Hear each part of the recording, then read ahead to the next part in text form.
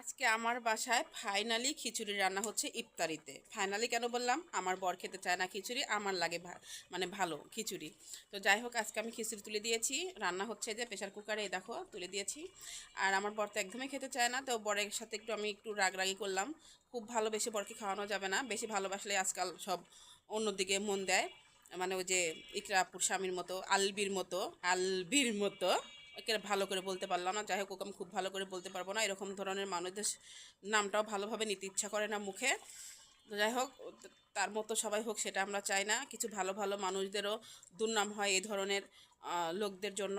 আমার বর খুবই ভালো, আমি এমনি বলেছি আমার বড়ও খিচুড়ি খাবে, আমিও খিচুড়ি খাবো, কারণ আমার বরটা অনেক ভালো, আলবির মতো না। তো যাই হোক, এই যে খিচুড়ি রান্না হচ্ছে। আজকে আমি খিচুড়ি করছি এই যে আচার দিয়ে, একটু আচার দিয়েছি আমের। এই দেখো খিচুড়ি, ফাইনালি আমার খিচুড়ি হচ্ছে। কেমন লাগতেছে দেখো, খালি একটু নাড়া দিয়ে দিই। এই দেখো বন্ধুরা, একটা আমের আচার দিয়েছি।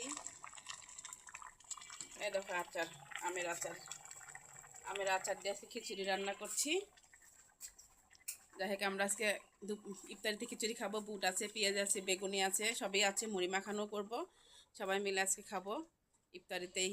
আমাদের, আমার প্রিয়, মানে আমাদের না, আমার প্রিয় খিচুড়ি। আমার বরের প্রিয় না, আমার বর খিচুড়ি খেতে চায় না, আমার বাচ্চাও না।